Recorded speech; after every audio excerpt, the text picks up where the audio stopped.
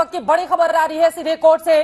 मनीष सिसोदिया को CBI remand मिल गई है। आपको बता दें कि लगातार सीबीआई सिसोदिया को 4 मार्च तक सीबीआई की रिमांड मिली है। सीबीआई की ओर से 4 मार्च तक की रिमांड मिल गई है, जिसकी मांग भी की गई थी 5 दिनों के लिए। सीबीआई को 4 मार्च तक अब रिमांड मिल गई है। यहां पर मुश्किलें मनीष सिसोदिया की बढ़ती हुई। आपको बता दें, मनीष सिसोदिया के वकील की ओर से लगातार तर्क दिए जा रहे थे कि अगर रिमांड दिया जाएगा तो उससे गलत मैसेज जाएगा, और बार बार ये कहा गया कि इससे गलत मैसेज जाएगा, उनको गलत तरीके से फंसाने की कोशिश की गई है। लेकिन यहां पर सीबीआई के पक्ष को मानते हुए सिसोदिया को 4 मार्च तक की सीबीआई रिमांड मिल गई है। फैसला सुरक्षित रखा गया था। सीबीआई की ओर से आरोप लगाया गया है कि मनीष सिसोदिया ने शराब घोटाले में आपराधिक साजिश रची और सबूतों को मिटाने की कोशिश की।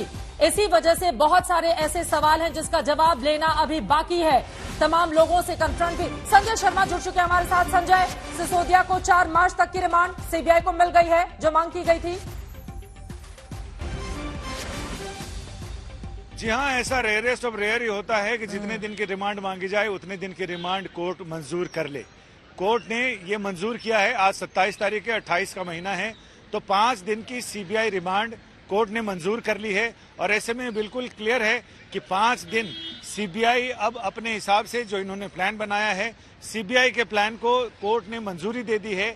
और स्पेशल सीबीआई जज M.K. नागपाल ने मनीष सिसोदिया को 5 दिन की सीबीआई रिमांड पर भेज दिया है। यानी कुल मिलाकर अब ये माना जाए कि अब अगले 4 तारीख को जब सीबीआई उन्हें वापस पेश करेगी तो बताएगी, कोर्ट को बताना होगा कि उन्होंने इन 5 दिनों में क्या क्या किया है, और आगे उनको अगर कोई जरूरत है तो कितने दिन की रिमांड की जरूरत है। और अगर तब तक सारी चीजों से तस्दीक हो जाएगी, सारी चीजों से तसल्ली हो जाएगी सीबीआई को कि अब कोई जरूरत नहीं है, तो सीबीआई खुद ही आकर कह देगी कि अब उन्हें आगे रिमांड की जरूरत नहीं है।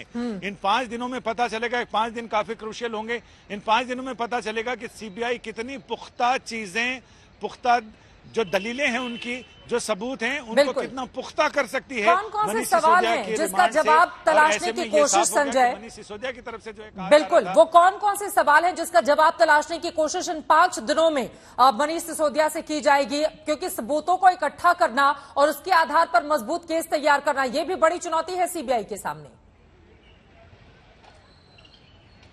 जी हाँ, बिल्कुल, वो सारी दलीलें जो सीबीआई ने कहा था कि उन्हें किस किस चीजों में जरूरत है। अव्वल तो ये कि जो इलेक्ट्रॉनिक सबूत मिले हैं उनकी तस्दीक करवानी है।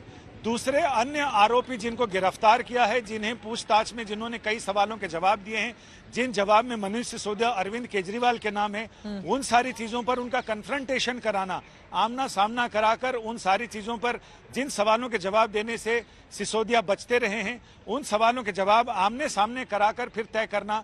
इसके साथ ही जो मौखिक जानकारियां दी गई हैं कि फलाने मंत्री ने मौखिक रूप से कहा था, उसकी तस्दीक करना, उसके बारे में सारी चीजें रिटर्न में लेकर आना, उन तमाम चीजों पर बात होगी।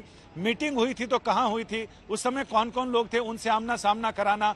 अगर दिल्ली से बाहर कहीं मीटिंग की बात है, वहां के लोगों का मामला है, वहां अगर अभियुक्त को लेकर जाना है तो वहां लेकर जाना और लाना। ऐसी बहुत सारी चीजें। उन्होंने कहा कि बहुत सारे इलेक्ट्रॉनिक सबूत हैं जिनमें टेलीफोन की बातचीत है। इसके साथ ही मनीष सिसोदिया के कंप्यूटर से जो चीजें मिले हैं उन पर उनसे तस्दीक करानी है। तो ये तमाम चीजें 5 दिन में करने की बात कही गई है। 5 दिनों में ये तो कहा गया, लेकिन कितना कामयाबी मिल पाती है? क्या 5 दिनों में वो तमाम चीजें जो पॉइंट्स इन्होंने बताए थे अदालत के सामने, क्या पुलिस उसमें, सीबीआई उसे कराने में कामयाब होती है, या फिर उसे कुछ काम अधूरे रह जाते हैं जिसमें उनको और समय की जरूरत पड़ेगी?